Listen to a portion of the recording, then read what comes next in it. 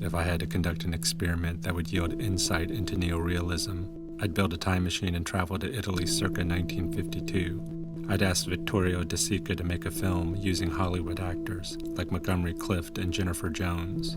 I'd then team De Sica up with a Hollywood producer, the kind that liked to impose his will and sensibility onto a film, someone like David O. Selznick. In bringing these two worlds of cinema together, I'd hope for a clash in sensibilities so great that it would result in two cuts of the same film, one by De Sica and the other by Selznick. I would run these two films side by side and examine each cut, and in the difference, I would find something to say about the essence of neorealism.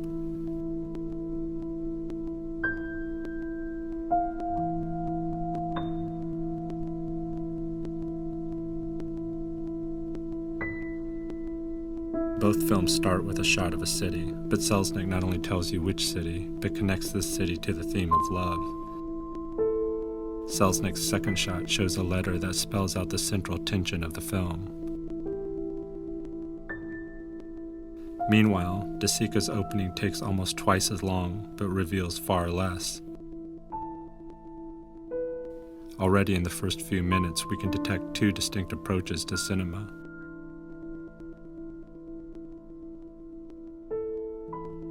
If we sync up some of the shots used in both versions, we can more clearly see the difference in approach.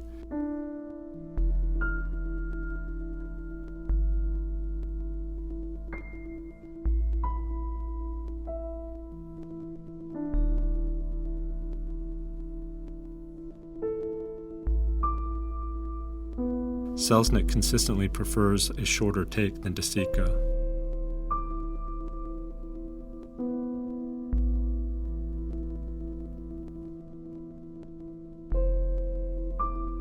For Selznick and most of Hollywood, the act of walking needs only to be implied, not endured. We can see this strategy at work in the following scene. De Sica shows Montgomery and Jennifer's entire walk through the restaurant, whereas Selznick implies this walk by jump-cutting through it. These in-between moments are what most movies seek to cut out, and yet it's these in-between moments that De Sica seems to be valuing. Syncing up another scene, we're able to see another value of De Sica, which Selznick sees as disposable, certainly contrary to Hollywood filmmaking. Note where Selznick cuts. This is a standard movie-making cut. In fact, most directors would have called cut on the set soon after Jennifer left the frame. De Sica, however, keeps rolling. He lingers on the space that the lead character has just left to stay on others who are still there or are about to enter the frame. This is a favorite move by De Sica. He does it throughout the film. His main characters leave a space, but his cameras don't follow, nor does he cut. He lingers on extras that we'll never get to know. For De Sica, these extras are fellow inhabitants, not extra, but vital, and therefore worthy of some time. By lingering, he decenters the primary characters. Selznick has cut almost every one of these lingering moments out. Lingering on those who add nothing to the story is considered excessive, or even worse, a distraction, derailing the plot or drawing attention away from the stars. It is an unnecessary diversion, like this wedding passing by, which he also cut out.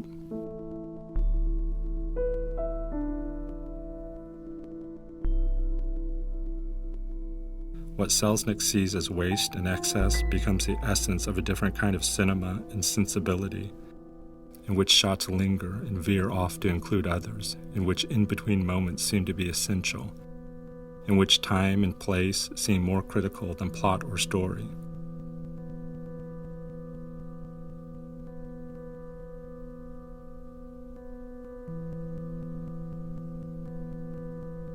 To ask what is neorealism is to ask, what is cinema?